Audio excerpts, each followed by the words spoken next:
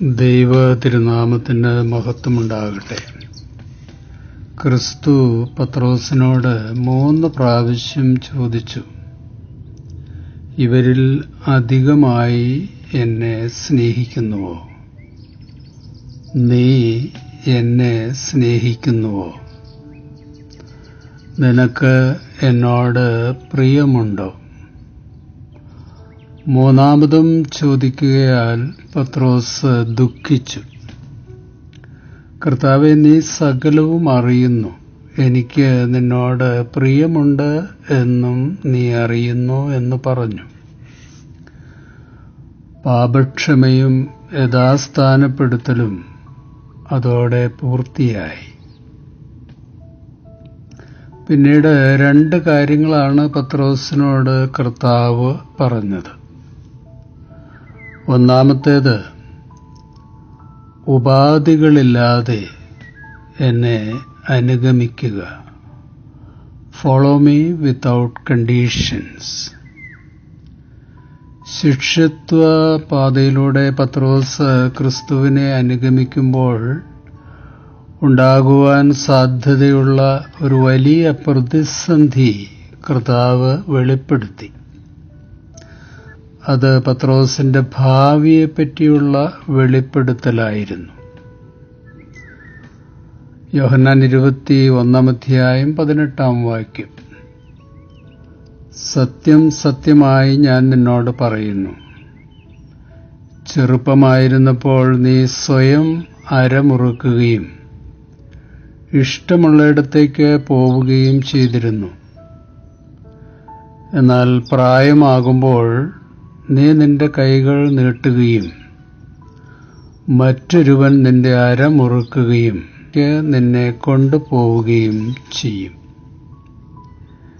ഈ പ്രവചനത്തിന്റെ മർമ്മങ്ങൾ പലതാണ്. നിനക്ക് ദീർഘായുസ്സുണ്ടാകും, പക്ഷേ നിന്റെ ആയുസ്സിന്റെ അവസാന അധ്യായം കഠിന സഹനങ്ങൾ നിറഞ്ഞതായിരിക്കും. ഇപ്പോൾ വൈകാരികമായി പ്രതികരിക്കുകയും സ്വന്തമായിട്ട് തീരുമാനങ്ങൾ എടുക്കുകയും ചെയ്യുന്ന നിനക്ക് അന്ന് നിസ്സഹായനാകേണ്ടി വരും. കൈകെട്ടി നിന്നെ നടത്തും. യൗവനത്തിലെ സ്വാതന്ത്ര്യം ജീവിത സായാഹ്നത്തിൽ നിനക്ക് നഷ്ടപ്പെടും. ഇത് വാസ്തവത്തിൽ നമുക്കുമുള്ള നിർദ്ദേശങ്ങളാണ്. എക്കാലവും നമ്മുടെ തീരുമാനവും നമ്മുടെ നിർബന്ധങ്ങളും നമ്മുടെ ഓട്ടോണമിയും നിലനിർത്താൻ നമുക്ക് കഴിയില്ല.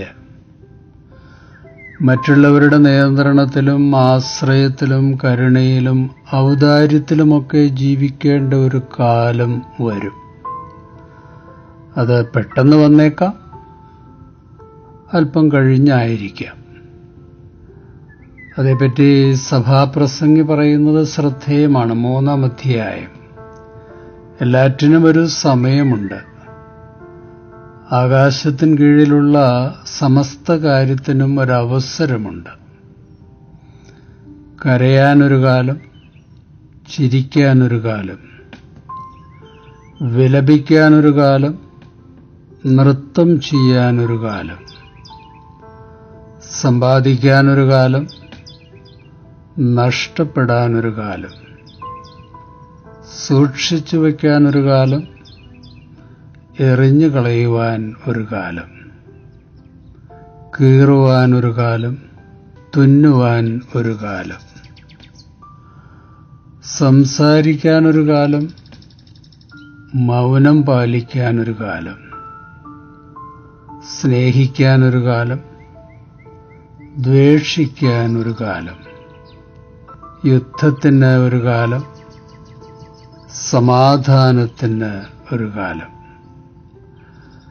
കർത്താവിന്റെ ഈ വെളിപ്പെടുത്തൽ പത്രോസിന്റെ വാർദ്ധക്യത്തെപ്പറ്റി മാത്രമുള്ളതായിരുന്നില്ല. യോഹന്നാൻ 21:19 ഇങ്ങനെയാണ്. ഇത് കർത്താവ് പറഞ്ഞത് ഏത് വിധത്തിലുള്ള മരണത്താൽ പത്രോസ് ദൈവത്തെ മഹത്വപ്പെടുത്തും എന്ന് സൂചിപ്പിക്കാനാണ്. അതിനുശേഷം യേശു അവനോട് എന്നെ അനുഗമിക്കുക എന്ന് പറഞ്ഞു. പീഡനങ്ങളിലൂടെ, ദുരന്തങ്ങളിലൂടെ നീ നടത്തപ്പെടും.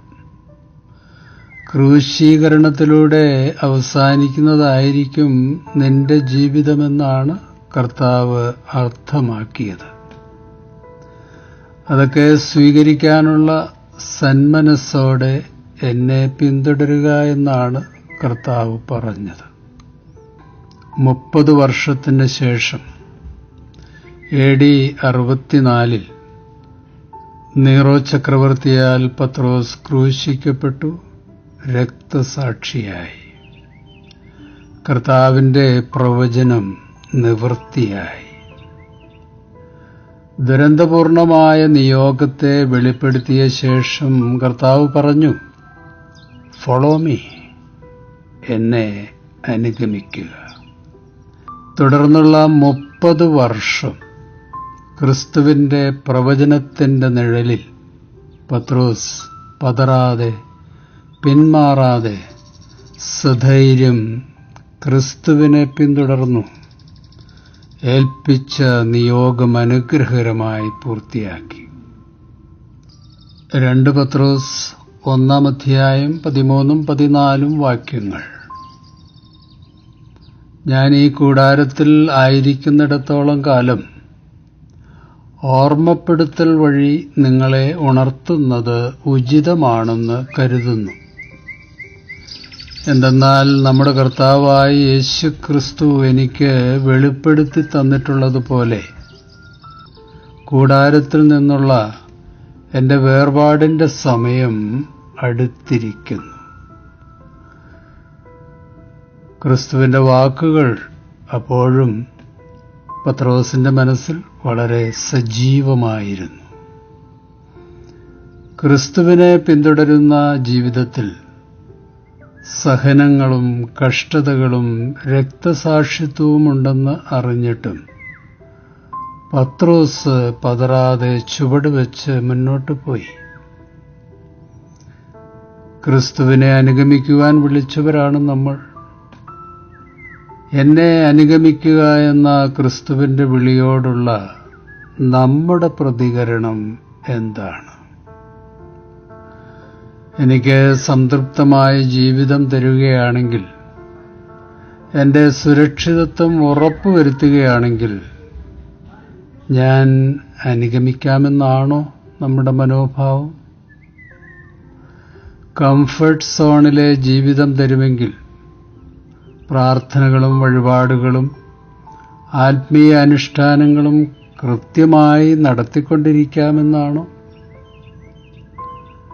ക്രിസ്തുവിനെ അനുഗമിക്കുന്ന നമ്മുടെ ജീവിതത്തിലും കഷ്ടതകളും ദുരന്തങ്ങളും പീഡനങ്ങളും ഉണ്ടായേ പറ്റും. അതൊക്കെ ഒഴിവാക്കി തരാമെന്ന് കർത്താവ് പറഞ്ഞിട്ടില്ല. കുടുംബ ദാമ്പത്യ ബന്ധത്തിലെ കഷ്ടതകളുടെ കുരിശെടുത്ത് തന്നെ പിന്തുടരണമെന്നാണ് കർത്താവ് ആവശ്യപ്പെട്ടത്. കഷ്ടനഷ്ട ശോധനകൾ വരുമ്പോൾ ദൈവാശ്രയത്തിന് പകരം ക്രിസ്തീയ മാർഗം ഉപേക്ഷിച്ച് സന്തോഷ സങ്കേതങ്ങൾ തേടിപ്പോകുന്നവരുണ്ട്. അവരോട് പത്രോസിനോട് പറഞ്ഞതുപോലെ ക്രിസ്തു പറയുന്നു, എന്നെ അനുഗമിക്കുക, ഫോളോ മീ വിത്തൗട്ട് കണ്ടീഷൻസ്. മത്തായി 16 അധ്യായം 24 വാക്യം.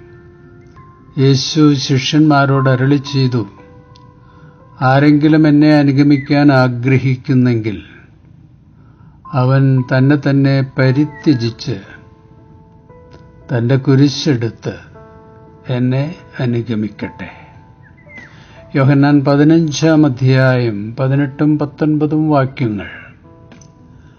ലോകം നിങ്ങളെ ദ്വേഷിക്കുന്നുവെങ്കിൽ അതിനു മുമ്പേ അത് എന്നെ ദ്വേഷിച്ചു എന്ന് അറിഞ്ഞുകൊള്ളുവിൻ.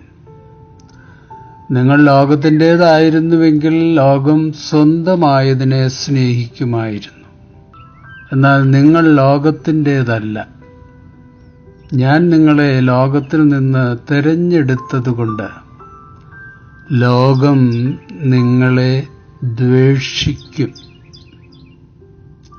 യോഹന്നാൻ 15:20-21 വാക്യങ്ങൾ. ദാസൻ യജമാനനേക്കാൾ വലിയവനല്ല എന്ന് ഞാൻ നിങ്ങളോട് പറഞ്ഞ വചനം ഓർമ്മിക്കണം. അവർ എന്നെ പീഡിപ്പിച്ചുവെങ്കിൽ നിങ്ങളെയും പീഡിപ്പിക്കും. അവർ എൻ്റെ വചനം പാലിച്ചുവെങ്കിൽ നിങ്ങളുടേതും പാലിക്കും. എന്നാൽ എൻ്റെ നാമം മൂലം അവർ ഇതെല്ലാം നിങ്ങളോട് ചെയ്യും. കാരണം എന്നെ അയച്ചവനെ അവർ അറിയുന്നില്ല. ഈ തിരുവചനങ്ങളാൽ ദൈവം നമ്മെ അനുഗ്രഹിക്കട്ടെ. ശുഭാശംസകളോടെ എ.പി. ജോർജച്ചൻ.